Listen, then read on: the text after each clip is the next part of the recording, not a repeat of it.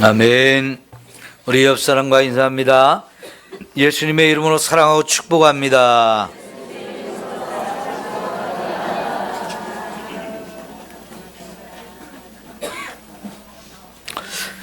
우리나라에 오래된 사건이지만 지금도 해결하지 못한 살인 사건이 있어요.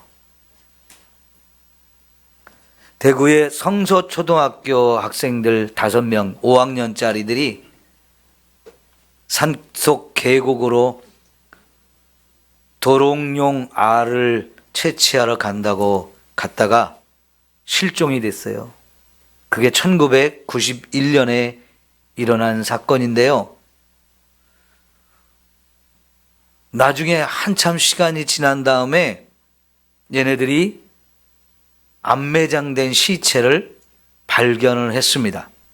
그러나 누가 그 어린 아이들을 그렇게 죽여가지고 안매장시켰는지 범인들은 아직도 잡지를 못했어요. 이런 사건을 미결 사건이라고 합니다. 그 앞에 또 영구 미결 사건이라고 해요.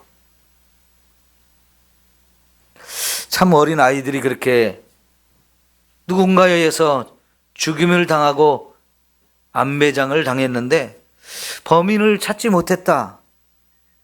좀 너무나 안타까운 사건이죠. 그래서 해결이 안 됐습니다. 그보다 한 5년 전쯤 1986년에 화성에서 경기도 수원 옆에 화성이라는 곳이 지금은 대규모로 개발이 돼서 큰 도시가 됐지만 그때 당시만 해도 그냥 시골이었어요. 연쇄적으로 여성들이 살인이 되기 시작했어요.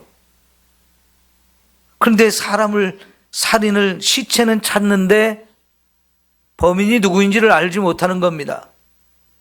이게 계속해서 연속해서 열 몇 건의 살인 사건이 일어났는데 그때마다 여자들이고 어린 초등학생부터 노인들까지 대상이 그냥 다양했어요. 연쇄적으로 일어나니까 이게 전국적으로 큰 사건이 됐죠. 전 국민을 다 놀래키게 하고 두렵게 했던 사건이었고요. 특별히 경기도 화성에 살던 사람들은요, 특히 여자들은 너무너무 두려워했던 사건입니다. 언제 어디서 또 누가 그렇게 죽을지 모르기 때문에 그런 거지요.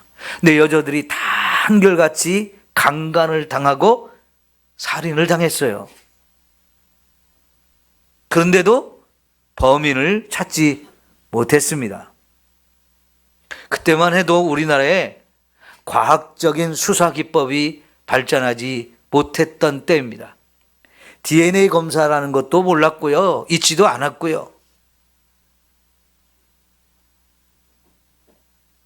증거나 이런 것들이 조금씩 있기는 했지만 그 증거를 가지고는 범인을 찾을 수가 없어서 결국은 영구 미제 사건으로 남을 뻔했는데 세월이 한참 흘러서요.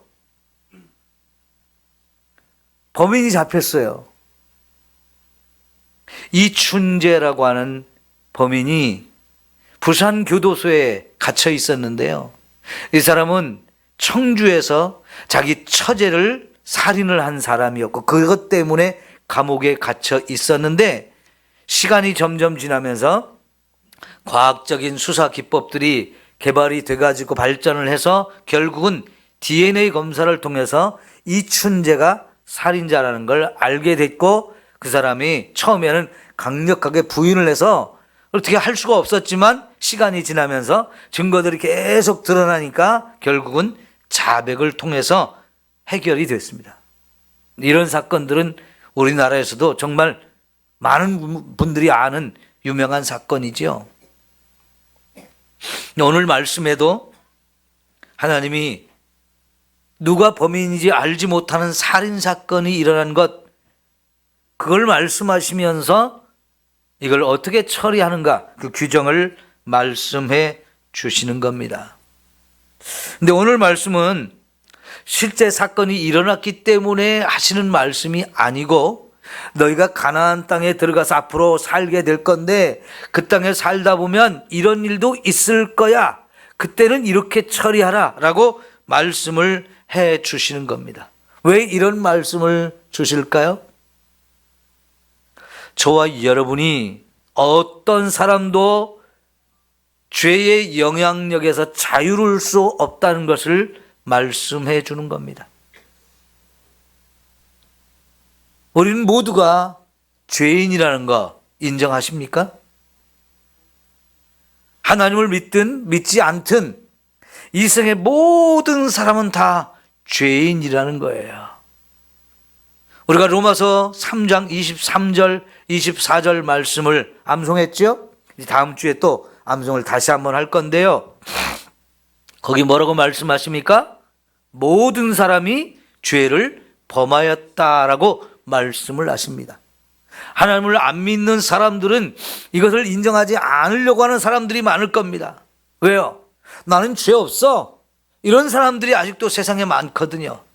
그러나 성경은 예외 없이 모든 사람이 다 죄인이라고 말씀을 하십니다. 그래서 우리가 이 땅에 살면서 죄를 안 짓고 살 수 있는 사람 하나도 없다는 것입니다. 왜 그럴까요?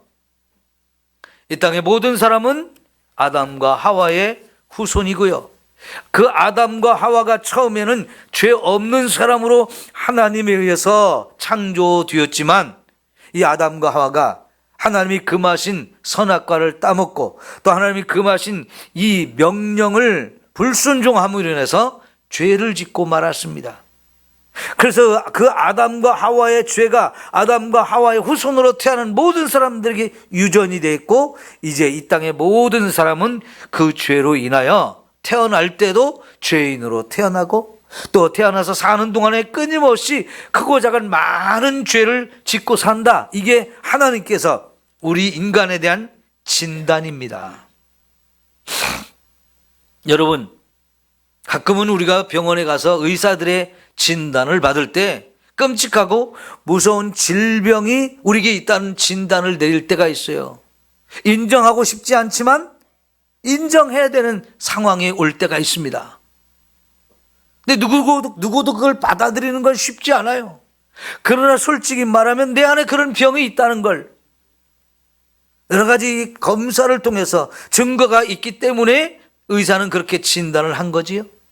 하나님이 우리를 창조하신 분인데 그 하나님이 우리 인간을 보니까 이 땅에 죄가 없는 사람은 하나도 없고 모든 사람이 다 죄인이라고 말씀을 하시는 겁니다. 예레미야 17장 9절에 보면 만물보다 심히 부패한 것이 사람의 마음이다 그랬어요. 우리 인간의 마음이 감추어져서 우리가 서로의 마음을 볼 수가 없기 때문에 망정이지요. 만일 우리가 우리의 마음까지 서로 볼 수 있다면 얼마나 부끄러울까요? 세상에서 제일 더러운 것이 제일 썩은 것이 우리의 마음이라고 말씀을 하셔요. 이 땅에 죄 없는 사람이 하나도 없다는 이야기지요. 솔직히 우리는 죄를 안 짓고 싶은 마음이 간절해요. 그래서 죄를 안 지으려고 정말 몸부림치며 노력하는 사람도 있습니다. 그러나 돌아보면 또 내가 실수했고 내가 또 잘못했고 내가 또 죄를 지은 것들이 자꾸만 드러납니다. 그래서 정말 대단한 믿음을 가졌던 사도 바울도요, 자기 자신을 돌아볼 때 왜 이렇게 자꾸 죄를 짓는지, 죄 짓고 싶지 않았고 그래서 죄 짓지 않으려고 정말 노력했습니다. 신앙생활 열심히 했습니다. 그럼에도 불구하고 자신이 죄를 짓는 이런 모습을 보면서 오호라 나는 곤고한 사람이로다 하면서 로마서 7장 24절에 고백하고 있어요. 탄식하는 겁니다. 절규하는 겁니다. 왜 내가 죄를 짓고 싶지 않은데도 이렇게 자꾸 죄를 짓는가? 부끄럽고 더럽고 추악한 자신의 모습을 보면서 절망하는 거예요. 근데 이것이 사도 바울만 그런 게 아니죠. 예수를 믿는 저와 여러분도 이렇게 죄에서 자유롭지 못합니다.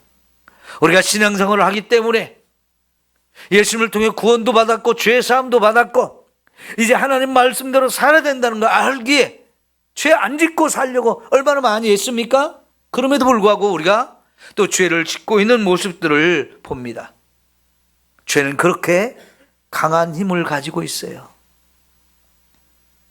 그리고 우리가 사는 이 세상 얼마나 죄가 관영합니까?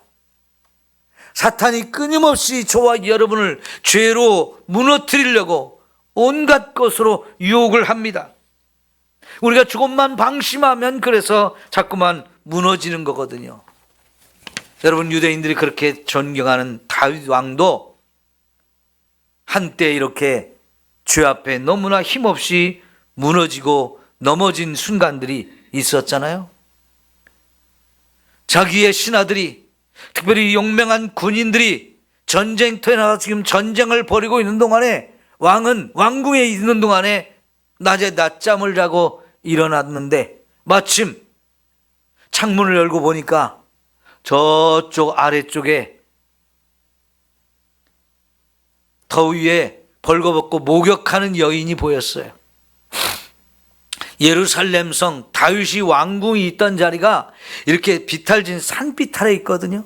그 높은 곳에 왕궁이 있는데 그 왕궁 밑으로 신하들의 집이 쭉 있습니다. 그래서 다윗이 자기 집 옥상에 올라가서 이렇게 쭉 아래쪽을 살펴보는 동안에 저 아래 신하들의 집 가운데 한 집이 보이는데, 날이 더운 여름에, 거기는 날이 덥잖아요. 어떤 여인이 목욕하는 모습이 보인 거예요. 그 순간 음욕이 불타 일어나서 결국은 그 여인을 데려오라고 해가지고 겁탈하고 말았습니다. 그런데 이 죄를 짓고 나니까 부끄럽잖아요. 숨기고 싶었습니다. 감추고 싶었어요. 그래서 그 여인의 남편이 결국은 자기 너무나 충성하는 우리아라고 하는 부하 장수의 아내였어요. 근데 그 남편은 지금 전쟁터에 가서 싸우고 있는 중이란 말이죠. 그걸 알고 나니까 이제 그 전쟁터에 소식을 보내서 그 우리아라고 하는 이 여인의 남편을 죽여 없애라고 그랬습니다. 결국은 간음죄도 범하지요. 더 나가서 살인죄까지도 저질렀어요. 그리고는 숨겼습니다. 그러나 그 죄를 어찌 숨길 수 있겠습니까? 하나님이 드러내시면서 선지자를 보내서 그를 책망했습니다. 다윗 왕도 이렇게 심각한 죄를 지었다면 저와 여러분 장담할 수가 없죠. 우리는 이 땅에 살면서요, 정말 이런저런 수많은 죄를 짓고 살 수밖에 없는 인생입니다.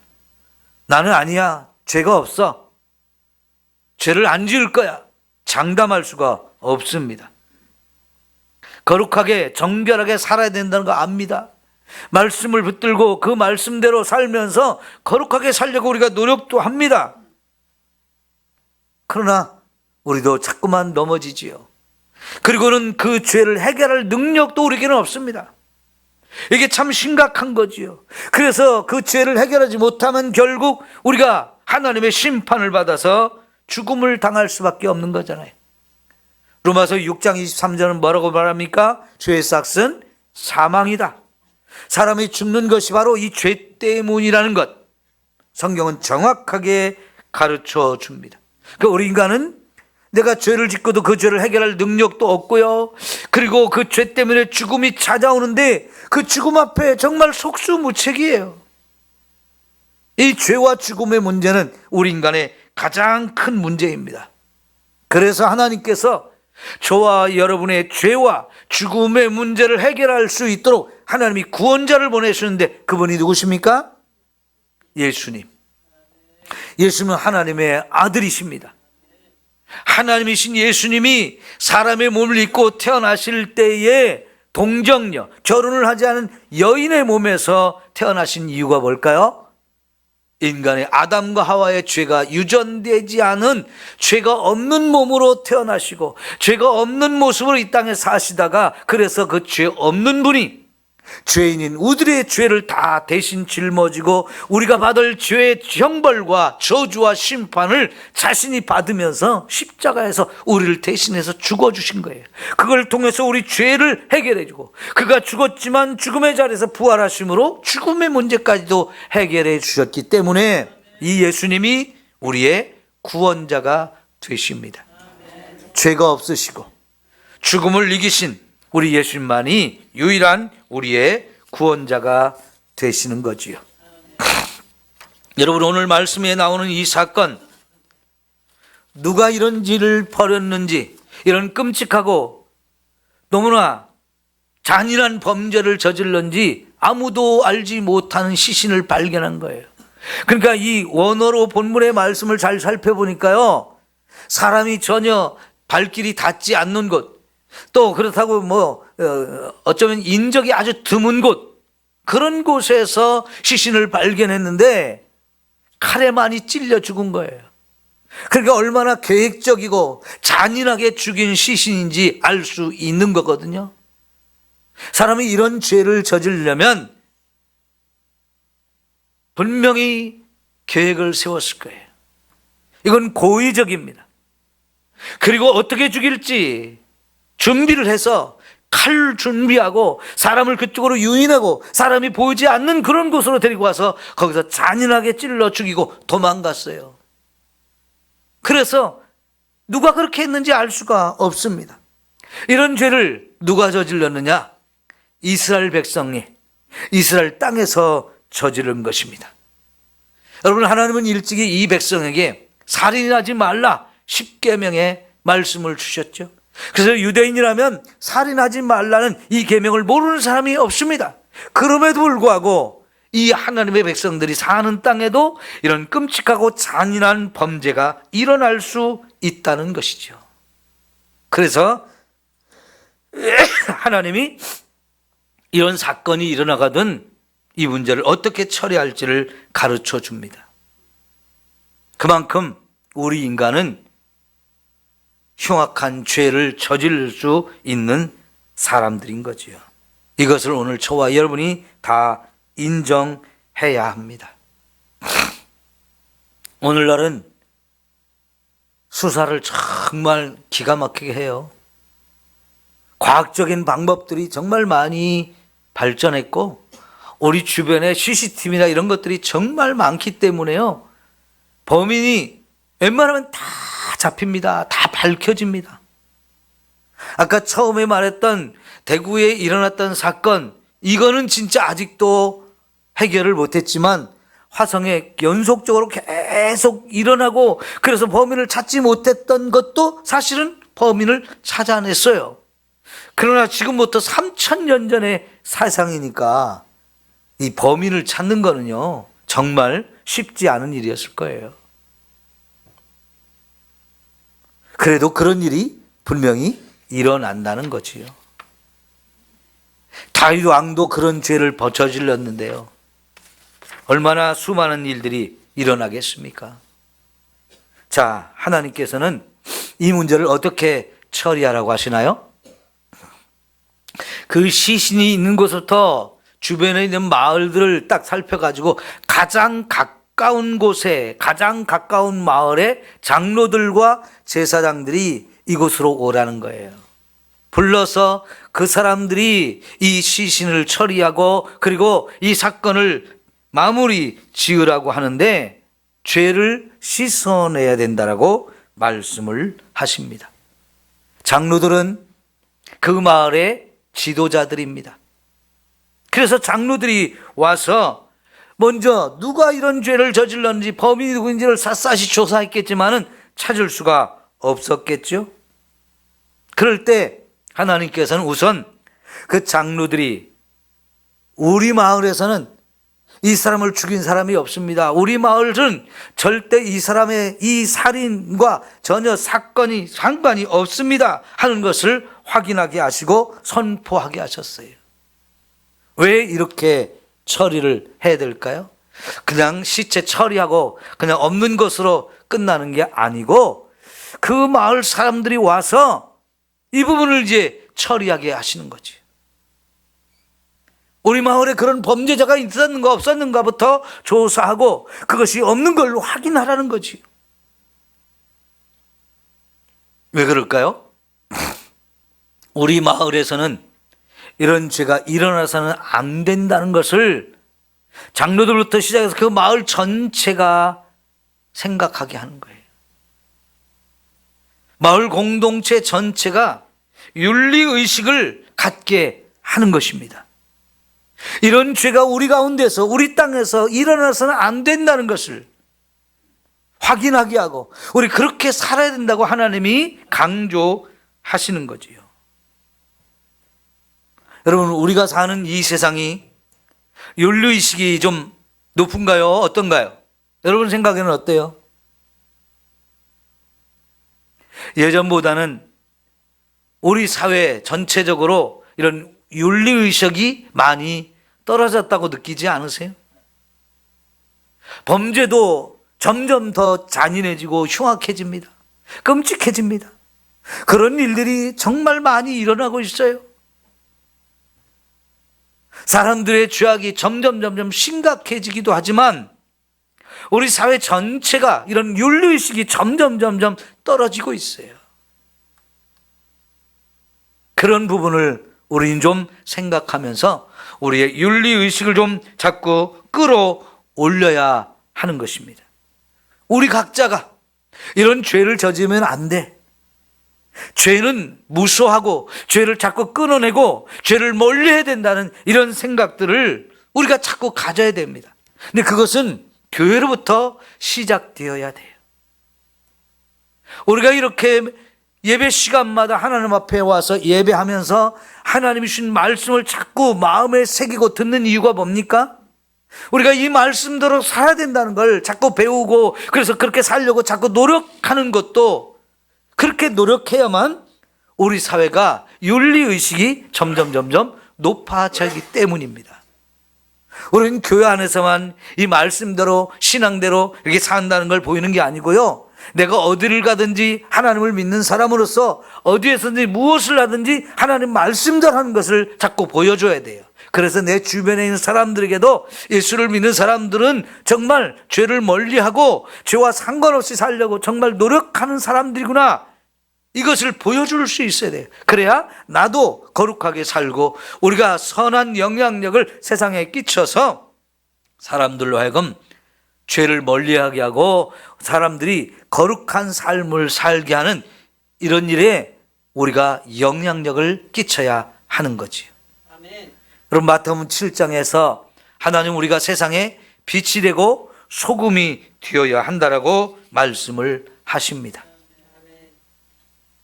소금이 맛을 잃으면 후에는 아무 쓸데가 없을 뿐만 아니라 밖에 버려져서 사람들이 밟고 다닐 것이라고 말씀합니다. 우리가 그 윤리의식을 갖지 못하고 우리 스스로가 죄에 빠지면 세상이 우리를 조롱하고 비난하게 될 것이라는 거예요. 우리가 빛이 되어야 된다고 그랬습니다. 산 위에 있는 동네는 어느 곳에서 봐도 다 보이잖아요. 등불을 킨다면 그것은 뭘로 덮어놓고자 하는 것이 아니고 집안 높은 곳에 등불을 올려놓고 집안 곳곳에 어둠을 묻히고 집안 사람들이 다 빛 가운데 살게 하려고 하는 것처럼 예수 믿는 저와 여러분이 세상에서 빛이 되어서 우리의 착한 행실을 보고 하나님을 믿지 않는 사람들도 저 예수 믿는 사람들의 착한 행실을 보니까 하나님이 살아계시구나, 하나님 믿는 게 이렇게 아름다운 것이구나 하면서 하나님께 영광을 돌리게 하라고 말씀을 하고 계세요. 오직 우리는 하나님을 믿는 자라고 하는 확실한 의식을 가지고 말씀을 잘 배워서 거룩한 삶을 살아야 합니다. 그래야 우리가 사는 세상도 우리를 통해서 영향력을 받을 수 있기 때문이죠. 사랑하는 성도 여러분, 우리 거룩하게 삽시다. 우리가 하나님 말씀 따라 살아야 하는 것입니다. 마지막으로요, 이게 사건이 덮어지는 게 아니고요, 그냥 시신만 잘 묻어주면 끝나는 게 아니고 무지한 피가 여기 흘려졌다는 거죠. 이 땅에 더럽혀졌다는 겁니다. 그래서 이것을 대속해야 된다고 말씀하시면서 이제 가까운 마을 그 장로들이 암송아지를 한 마리 끌고 오는데 멍에도 매지 아니하고 이렇게 짐도 실어 나른 적이 없는 그런 어린 암송아지를 끌고 와서 이제 사람들이 별로 다니지 않는 골짜기 물이 흐르는 곳으로 갖고 가서 그곳에서 송아지의 목을 꺾고 하나님께 제물로 드리면서 이제 그 성의 장로들은 송아지의 목 위에서 손을 다 씻으면서 우리는 이 죄와 상관이 없습니다. 우리는 손이 깨끗합니다. 선언하고 우리는 이 무고한 피를 흘린 이 죄와는 우리는 상관이 없습니다. 선언하게 하셨습니다. 이 미해결 사건이지만 이 죄로 인해서 누군가의 죄로 인해서 무고한 사람이 피를 흘려 죽었고 그 흘린 피는 땅을 더럽힌다는 겁니다. 어쨌든 누군지는 모르지만 죄를 범했어요. 그 죄는 땅을 더럽게 합니다. 그래서 이제 하나님의 백성이 그 땅에서 살려면 함께 거룩한 삶을 살아야 되고 죄를 몰아내고 죄가 없는 세상, 더럽혀지지 않는 세상을 갖고 만들어 가야 되기 때문에 대속 의식을 행하라고 하는 겁니다. 자, 이 죄를 속하기 위해서는 죄가 없는 흠 없는 어린 송아지가 대신 죽으면서 피를 흘려야 합니다. 그래야 그 제물을 하나님 받으시고 이 땅에 흘려진 죽음, 이 땅에 흘려진 피, 그로 인해서 부장하게 된 모든 것이 씻겨질 수 있는 것처럼 하나님이 우리들의 모든 죄를 용서하기 위해서 하나님의 아들을 보내셨고 그 죄가 없으신 예수님이 이 땅에 오셔서 우리의 죄를 다 짊어지고 십자가에서 우리의 죄에 대한 형벌, 심판, 저주 이 모든 것을 다 받아주셨습니다. 그래서 그 예수님의 피를 통해서 우리의 죄가 씻음받고 죽은 자리에서 우리가 구원을 받을 수 있게 되어지는 거지요. 하나님은 피 흘림이 없으면 죄사함이 없다라고 말씀을 하셨습니다. 다시 말하면 이 죄를 용서받기 위해서는 분명히 피가 흘려져야 된다는 거예요. 피가 흘려진다는 것은 나를 대신해서, 죄를 지은 나를 대신해서 누군가 죽어줘야 된다는 거지요. 그런데 우리를 위해서 내 죄를 대신 짊어지고 내 죄값을 치러줄 수 있는 분은 죄가 없으신 하나님의 아들만이 가능합니다. 그래서 예수님이 이 땅에 오셔서 수고하고 무거운 짐진 자 다 내게로 오라 라고 말씀하셨어요. 무거운 짐 중에 제일 무거운 짐이 바로 죄의 짐입니다. 우리는 다 이 죄의 짐을 지고 있는 사람들, 이걸 내려놓을 곳이 없는데 예수님께서 내게로 오라고 말씀하시면서 내가 너희를 쉬게 하리라고 말씀하셨어요. 이 죄의 짐을 대신 짊어지셔서 우리를 가볍게 하시고 모든 짐을 내려놓게 하시고 그분이 대신 지고 십자가에 가서 죽어주심으로 우리의 죄를 다 용서하시기 위해서 그분이 십자가에 죽으며 피를 흘려주신 겁니다. 그 피를 통해서 우리는 죄사함을 받고 구원을 받은 것이지요. 누구든지 이 예수님을 믿고 누구든지 그 피를 통해서 죄 씻음을 받으면 우리는 다 이렇게 구원받은 자가 되어지는 것입니다. 에베소서 1장 7절에 보면 이렇게 말합니다. 우리가 그리스도 안에서 그의 은혜의 풍성함을 따라 그의 피로 말미암아 구속 곧 죄 사함을 받았다라고 말씀하셨어요. 예수님의 피를 통해서만 우리의 모든 죄가 씻음받고 우리가 구원을 받는다는 이야기이지요. 오늘 여기 함께 예배드린 여러분 모두는 예수님을 믿으시고 그 예수님의 피를 통해서 여러분은 모든 죄를 씻음받기를 축원합니다. 내가 죄인인 것을 인정하고 내가 지은 죄들을 하나씩 깨닫고 찾아내서 하나님 내가 이 죄를 용서받기 원합니다 회개할 때 주님은 그 보혈로 저와 여러분의 모든 죄를 씻어 주시는 것입니다. 그러면 우리 죄가 씻음받고 구원받아서 이제 우리는 천국에서 영원히 살 수 있는 이 놀라운 은혜를 받게 되어질 것입니다. 마지막으로요, 여러분 오늘 말씀의 5절을 한번 볼까요? 레위 자손 제사장들도 그리로 갈지니 그들은 내 하나님 여호와께서 택하사 자기를 섬기게 하시며 또 여호와의 이름으로 축복하게 하신 자라. 모든 소송과 모든 투쟁이 그들의 말대로 판결될 것이니라. 제사장들이 그 대속하는 현장에 가서 그들이 할 일들이 있는 겁니다. 특별히 하나님은 제사장을 친히 선택하시고 그 일을 맡겨 주셨는데 이 제사장들이 사람들을 축복할 권한을 주셨어요. 그래서 제사장들이 항상 예배 때마다 축도를 하지요. 그리고 그 제사장들이 사람들의 죄를 재판할 수 있는 권한을 주어서 그들의 판결대로 모든 것이 이루어지게 하는 거죠. 특별히 하나님이 여기에서 특별히 제사장들이 하나님의 이름으로 사람들을 축복하는 권한을 주셨다는 말씀을 왜 할까요? 오늘 저와 여러분이 신약 시대에는 예수를 믿는 모든 사람들이 다 왕같은 제사장이라고 말씀하셔요. 구약시대 제사장들은 아론의 후손들만 하나님이 선택하셔서 그들이 제사장 역할을 하게 하셨지만 이 신약시대는 예수를 믿는 모든 사람들이 왕같은 제사장이라고 말씀하셔요. 그러면 우리 모두가 지금 이 시대의 제사장이라는 거지요. 제사장은 하나님과 이 땅의 죄인들의 중간에 서서 연결시키는 역할, 화해시키는 역할, 그 죄를 용서받을 수 있는 길을 열어주는 역할을 하는 거거든요. 특별히 이 제사장의 사명 중에 하나가 축복하는 거였어요. 하나님께서 아브라함을 축복의 통로로 삼으시어서 너를 축복하는 자에게도 내가 축복을, 그 사람도 축복할 것이고 너를 저주하는 사람이 있으면 그 사람이 본인이 저주를 받게 될 거라고 하셨는데 그게 축복의 통로거든요. 다시 말하면 이 시대에 우리 예수 믿는 사람들이 축복의 통로가 되어져야 합니다. 그러면 우리는 세상에 선한 영향력을 끼치는 사람들이 되어야 하는 거지요. 우리가 먼저 하나님을 제대로 믿고 하나님 주신 말씀대로 거룩하게 살면서 죄와 싸워 이기는 이런 삶을 살아야 되는데 우리가 이 죄를 싸워 이기려면 내 힘으로는 안 돼요. 방심하면 또 자꾸 넘어져요. 그래서 항상 우리는 깨어서 성령 충만해가지고 성령이 우리를 도와주시는 그 믿음의 힘을 가지고 죄와 싸워 이기고 우리를 자꾸 미혹하는 사탄도 싸워 이겨야 됩니다.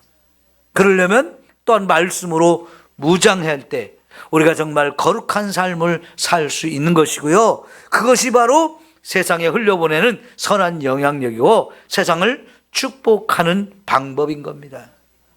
이게 바로 저와 여러분이 세상을 축복할 수 있는 하나님의 축복을 흘려보낼 수 있는 거룩한 통로가 되어야 한다는 거지요. 그 사명을 우리가 잘 감당하기를 원합니다. 특별히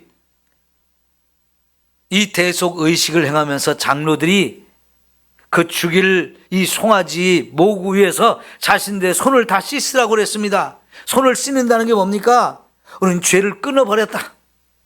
죄 짓던 이 손을 끊어서 손을 씻어서 죄를 씻어버렸다. 그런 의미지요. 그래서 우린 죄와 싸워 이기고 죄를 떠나고 죄를 완전히 끊어버리는 이런 삶을 살아야 하는 거지요. 여러분, 죄를 너무 쉽게 지으면 안 돼요. 어쩔 수 없이 또 넘어질 때도 있지만 또다시 일어나서 죄와 싸워 이기면서 여러분 거룩한 삶을 살아야 할 책임이 우리 모두에게 있다는 이야기입니다. 그렇게 우리가 믿음으로 살아갈 때, 말씀 붙들고 살아갈 때 하나님은 저와 여러분을 세상에 빛과 소금이 되게 하셔서 세상에 하나님의 살아계심도 드러내고 예수를 믿는 것이 구원의 길이고 생명의 길이라는 것, 또 예수를 믿고 우리가 천국 가는 길이 있다는 걸 전해주면서 살아야 하는 것입니다. 죄악이 깊어가는 이 세상 속에 소금이 되어서 죄가 깊어지지 못하도록 자꾸 같이 막아낼 수 있는 마지막 방파제와 같은 역할을 해야 된다라고 말씀을 하시는 거잖아요. 우리 그렇게 살아가기로 다시 한번 다짐하고 결단하는 저와 여러분 모두가 되기를 축원합니다. 기도하겠습니다. 하나님 아버지, 우리는 죄인입니다. 죄의 영향력에서 자유로울 수가 없습니다. 언제 우리가 또 어떤 죄를 지을지 알 수 없는 인생들입니다. 이렇게 부족하고, 그래서 더럽고 추악한 삶을 살아가기에 하나님 우리를 구원하시려고 하나님의 아들 예수를 보내주시고, 그 예수님이 이 땅에 오셔서 우리를 죄 가운데 구원하시고 죽음 가운데서 다시 살리기 위해서 십자가에 죽으시고 죽음을 이기고 부활하신 우리 예수님, 그 예수님을 믿고 우리를 구원받게 하시니 감사합니다. 오늘 이곳에 있는 모든 사람들 한 사람도 빠짐없이 다 예수 믿고 예수님을 통해 죄 사함을 받으며 죽음을 이기고 저 천국에 갈 수 있도록 새롭게 거듭나게 하옵소서. 이제 그렇게 거듭난 새 생명을 가진 우리 성도들 새로운 피조물이 되게 하시고 거룩한 삶을 살게 하시어서 세상에 선한 영향력을 끼치게 하시고 죄를 항상 이기며 살 수 있도록 성령으로 충만하게 하시고 말씀으로 무장하게 하시며 말씀에 순종하게 하옵소서. 예수님의 이름으로 기도하옵나이다. 아멘.